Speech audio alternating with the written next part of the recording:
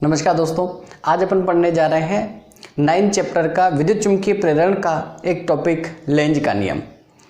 पढ़ना शुरू करते हैं। विद्युत चुम्बकीय प्रेरण क्या होता है? जब किसी बंद पथ के चुंबकीय फ्लक्स में परिवर्तन होता है तो उसके कारण विद्युत वाहक बल E तथा I की उत्पत्ति होती है। इस घटना को ही विद्युत चुम्बकीय प्रेरण कहते हैं। दोस्तों, विद्युत चुम्बकीय प्रेरण के लिए लेंज ने एक नियम दिया। लेंज से पहले दोस्तों फैराडे ने नियम दिया। फैराडे ने कहा कि जब किसी बंद पथ के चुम्बकीय फ्लक्स में परिवर्तन होता है तो परिवर्तन के कारण E तथा I की उत्पत्ति होती है। ये फैराडे का प्रथम नियम है। E तथा I की उत्पत्ति होती है।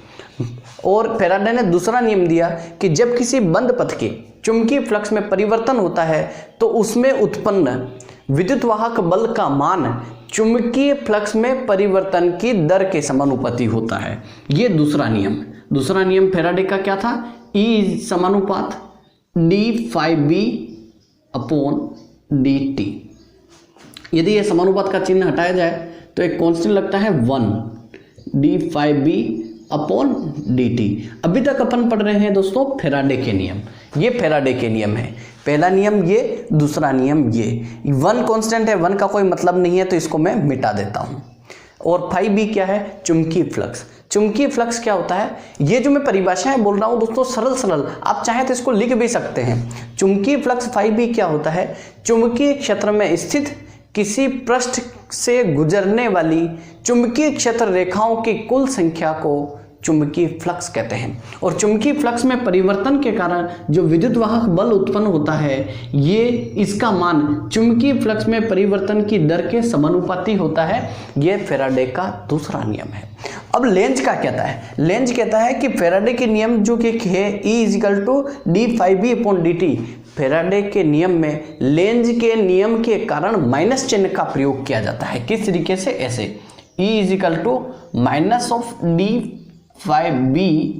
d∅b/dt। ये लेंज का नियम है। फैराडे के नियम d∅b/dt, लेंज का नियम -d∅b/dt। ये माइनस का क्या मतलब है? माइनस का मतलब ये है कि जो चुंबकीय फ्लक्स में परिवर्तन के कारण विद्युत वाहक बल की उत्पत्ति हो रही है, यह विद्युत वाहक बल उसी कारण का विरोध करता है जिस कारण इसकी उत्पत्ति हुई है।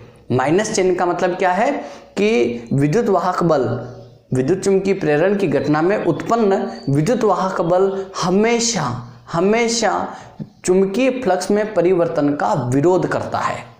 माइनस का, यहाँ चाहें तो ये माइनस का पूरा डिस्क्रिप्शन लिख सकते हैं कि प्रेरित विद्युत वाहक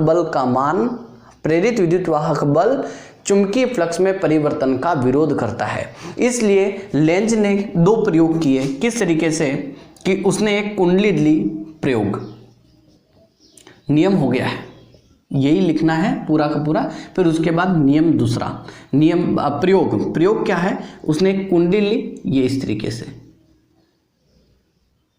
इसके अंदर एक गैल्वेनोमीटर लगाया और इसके पास क्या करा दोस्तों? चुंबक,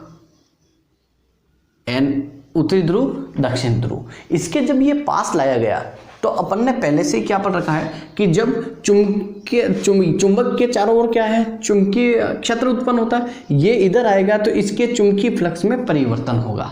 चुंबकीय फ्लक्स में परिवर्तन के कारण क्या होगा दोस्तों? चुंबकीय फ्लक्स में जब परिवर्तन होगा तो विद्युत वाहक बल की उत्पत्ति होगी या विद्युत धारा की उत्पत्ति होगी। तो यहाँ पे ये जैसे ही ऐसे करा तो ये चुंबक के उत्तरी ध्रुव को जब इधर पास लाता है तो इसके अंदर विद्युत धारा की दिशा एंटी क्लॉकवाइज हो जाती है। विद्युत धारा ऐसे प्रवाहित होती है। मतलब अगर सही से एक और मैं डायग्राम बनाऊं दोस्तों तो वो इस तरीके से,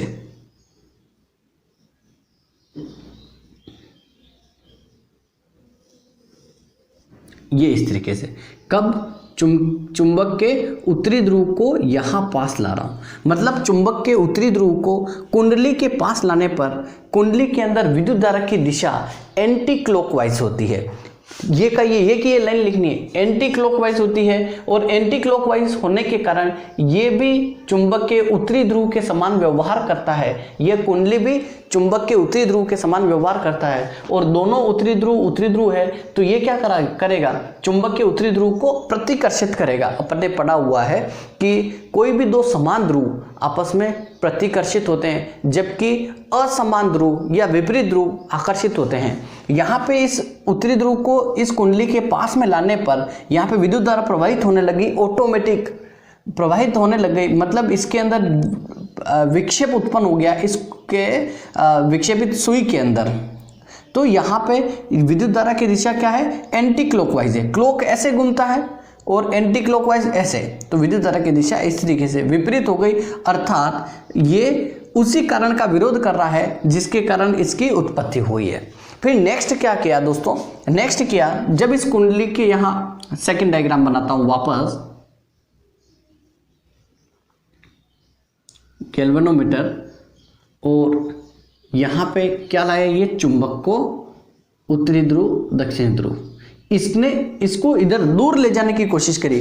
तो दूर ले जाने की कोशिश करी तब ये देखता है कि इसके अंदर विद्युत धारा की दिशा ऐसे हो जाती है। अगर डायग्राम बनाओ तो ये इस तरीके से दोस्तों, इस तरीके से हो जाती है दिशा NS, इधर ले जा रहे हैं। ये इधर क्या होगी, जब चुंबक के उत्तरी ध्रुव को कुंडली से दूर ले जाया जाता है, तो चुंबक के उत्तरी ध्रुव को कुंडली से दूर ले जाया जाता है तो कुंडली के अंदर विद्युत धारा उत्पन्न होती है और उसकी दिशा क्लॉकवाइज होती है। क्लॉकवाइज होने के कारण ये चुंबक के दक्षिणी ध्रुव की तरह व्यवहार करता है। किस जैसे व्यवहार करता है, दक्षिणी ध्रुव की तरह, एस की जैसे व्यवहार करता है। अब ये और ये दोनों विपरीत हैं, तो ये क्या करेगा, चुंबक के उत्तरी ध्रुव को आकर्षित करने की कोशिश करेगा, अर्थात उसी कारण का विरोध कर रहा है। जहां उधर रहा है, दूर जा रहा है, तब जाके इसके अंदर विद्युत धारा की दिशा किधर हो रही है, क्लॉकवाइज हो रही है। तो मतलब उसी कारण का विरोध हो रहा है जिस कारण से इसकी उत्पत्ति हो रही है। ये पूरा का पूरा लेंज का नियम है दोस्तों। आशा करते हैं आपको समझ में आया होगा। समझ में आया है दोस्तों तो लाइक करना है, सब्सक्राइब भी करना है और अपने दोस्तों में शेयर भी करना है दोस्तों। Thank you.